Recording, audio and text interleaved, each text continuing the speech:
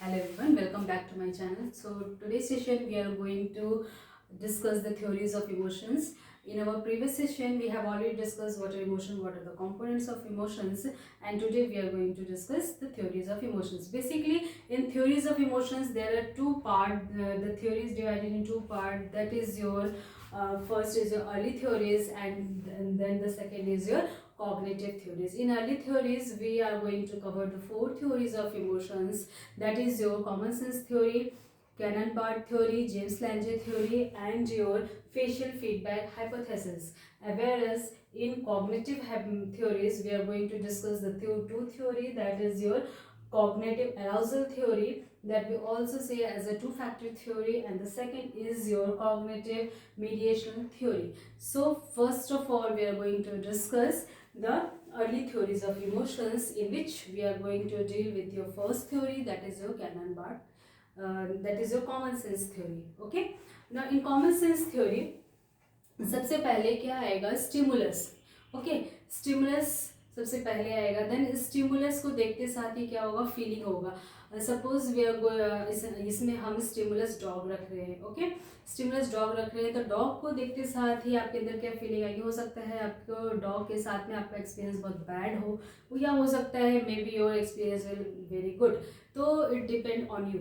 ठीक है, तो यहाँ सबसे पहले हमने क्या रखा है कि स्टिमुलस रखा डॉग, और उसके साथ ही देखते साथ ही उसको क्या फीलिंग आई, आप डर गए. इमोशंस क्या आया, डरने का. क्यों? क्योंकि हो सकता है जैसे मैंने बताया कि डॉग पहले से किसी हो सकता है बाइट किया हो, आपको ये दौड़ाया हो. ठीक है, तो that depend on your situation. तो देख यहाँ पर स्टिमुलस देखा हमने डॉग को देखते साथ ही हमारा इमोशंस क्या हुआ, डर का. अब इमोशंस की बात क्या हुआ, आपका फिजिकल अराउजल यानी कि बॉडी में फिजियोलॉजिकल चेंजेस आ गए. ठीक है, फिजिकल चेंजेस आ गए आपके. हो सकता है आपका बीपी हाई हो गया हो, आपका रेस्पिरेशन रेट हाई हो गया हो, पैल्पिटेशन बहुत ज़्यादा होने लगा हो, स्वेटिंग बहुत ज़्यादा होने लगे. तो इसके बाद क्या होता है, आपके बिहेवियर में चेंजेस आने लगते हैं. इसके बाद आपका बिहेवियर शो होता है, तो आपका ब्रेन जो है वो रिस्पॉन्स देता है कि देखो डॉग को देखा हमने, हमें डर लगा, उसके बाद हमारा बीपी हाई हो गया, हमारा पल्स रेट हाई हो गया, तो हमें क्या करना चाहिए, डॉग को देखते जाते हमें भाग जाना चाहिए. That shows your behaviour. That is your first, that is your common sense theory. Now the second is your James Lange theory. James Lange theory that was given by your William James and your Carl Lange. What they said, according to him, पहले उन्होंने क्या बोला, एक stimulus है dog. हम सब में एक ही एग्जांपल लेके चलते हैं, एक ही चीज़ लेके चलेंगे, डॉग.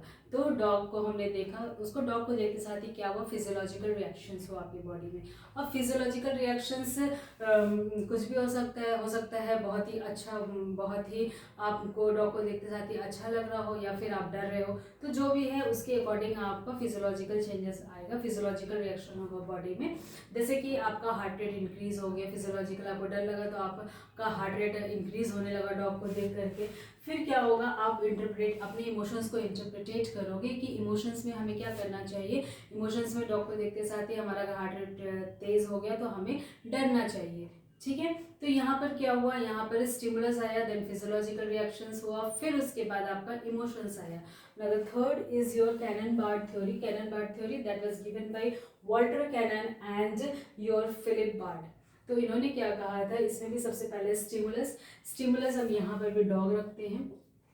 ओके, डॉग को देखते साथ ही सब कॉर्टिकल ब्रेन एक्टिविटी हुई, आपके ब्रेन में एक्टिविटी होना स्टार्ट हो गया कि क्या करना चाहिए हमें डॉग को देखते साथ ही. तो जो ब्रेन में एक्टिविटी होगा, एक्टिविटी के बाद में क्या हुआ, यहाँ पर दो रिएक्शंस एक साथ आएंगे.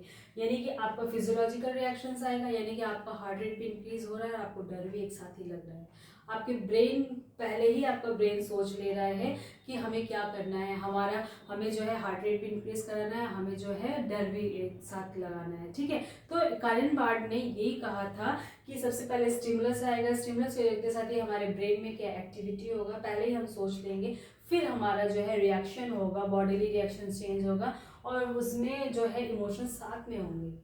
ठीक है, you got my point. Now the fourth is your facial feedback hypothesis. This theory was given by your Charles Darwin in 1872. Now according to Charles Darwin, what he said that the stimulus, यहाँ पर भी stimulus हम dog रख रहे हैं, stimulus को देखते साथ ही ऑटोनॉमिक नर्वस सिस्टम अराउजल होगा. यानी कि ऑटोनॉमिक नर्वस सिस्टम जब हमने आपको बताया था पहले ही, इसमें sympathetic and parasympathetic nervous system होता है। क्या करते हैं दोनों, ये हमने प्रीवियस क्लास में ही डिस्कस कर दिया था।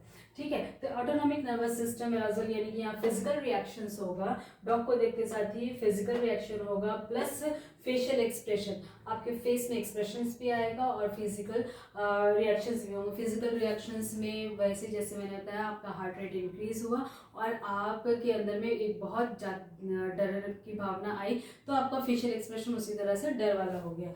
फिर क्या हुआ यहाँ पर, feedback to brain where emotions interpreted. अब ये जो है ब्रेन में गया और वहां से आपका इमोशन इंटरप्रेट हुआ कि आपको क्या करना है। ठीक है, गॉट इट। तो इसमें जो 4 थ्योरीज हैं, सबसे पहला आपको कॉमन सेंस में क्या था, पहले स्टिमुलस आया, फीलिंग आया, physical arousal, then behaviour.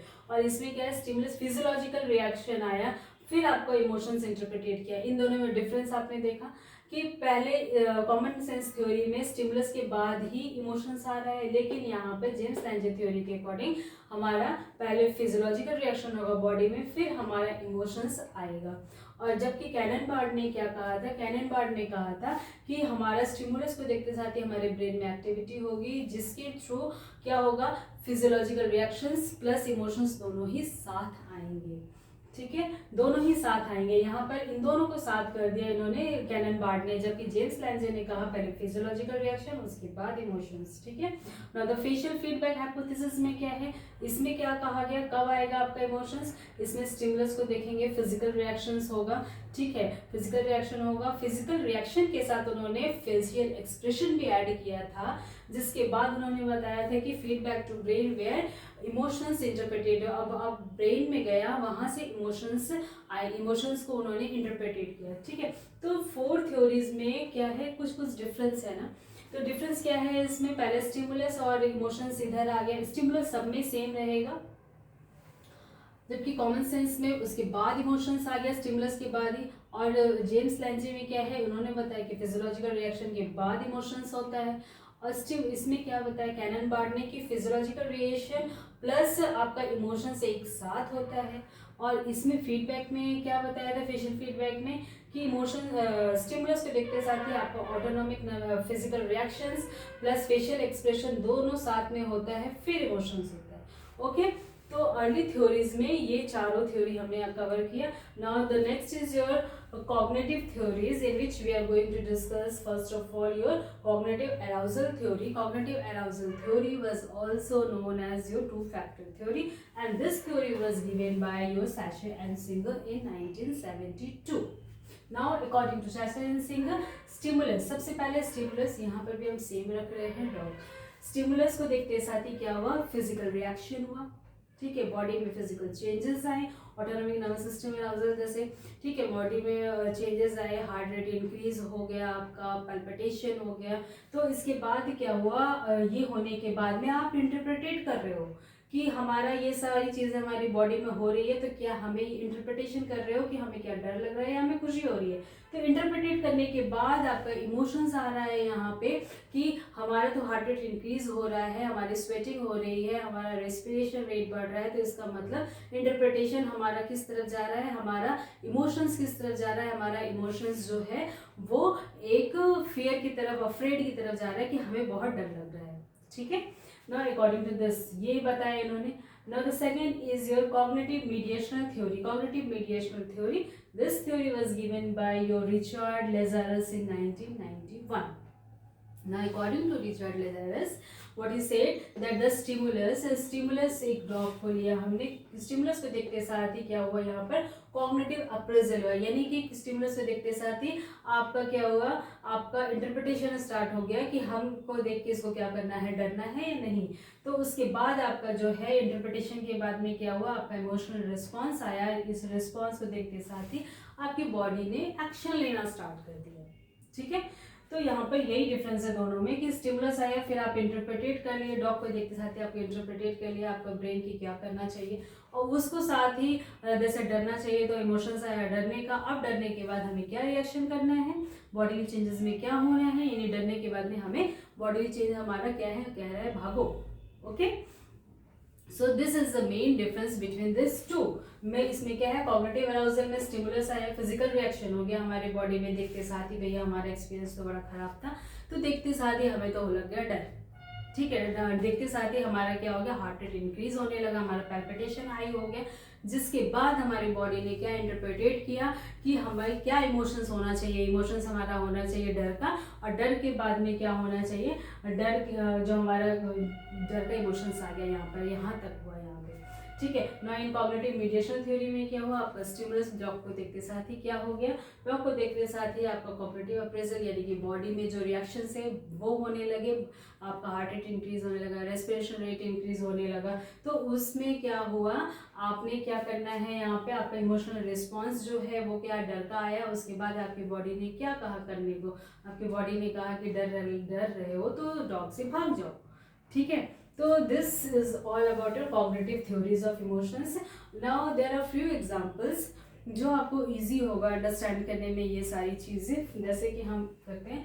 First is your I am shaking because I am afraid. इसमें सबसे पहले क्या हुआ, I am shaking because I am afraid, यानी कि आप शेक कर रहे हो, आप कहाँ पर डर से, क्योंकि यू आर अफ्रेड। तो सबसे पहले ये थ्योरी किस में आ रही है, this is example of your common sense theory. This examples are very important. This is example of your common sense theory. इसमें क्या हुआ आपका, आई एम शेकिंग, आप डर रहे, आपकी बॉडी शेक कर रही है, रिएक्शन कर रही है क्योंकि आप डर रहे हो। Second is I am afraid, आप पहले ही डर रहे हो, आई am afraid because I am shaking, आप शेक कर रहे हो इसलिए आप अफ्रेड हो रहे हो। तो this is your what, this is your James Lange theory. James Lange theory में आपका क्या है, आई एम अफ्रेड यानी फिजियोलॉजिकल रिएक्शंस आपके आ गए। तो क्यों आए, क्योंकि आपका इमोशंस इसके बाद इंटरप्रेटेट हुआ। Now the third is I am shaking and feeling afraid at the same time। जैसे कैनन बार्ट की थ्योरी में क्या था, दोनों चीजें सेम टाइम में हो रही है, ठीक है, shaking and feeling afraid at the same time। Fourth is your the fearful expression on my face।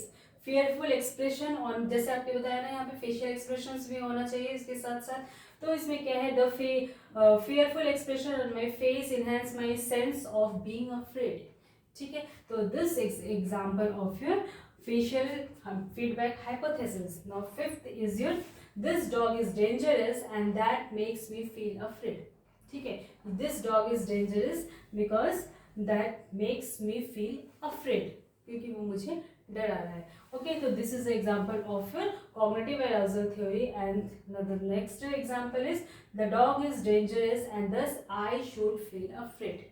The dog is dangerous and thus I should feel afraid, ठीक है। तो this is example of your cognitive mediational theory।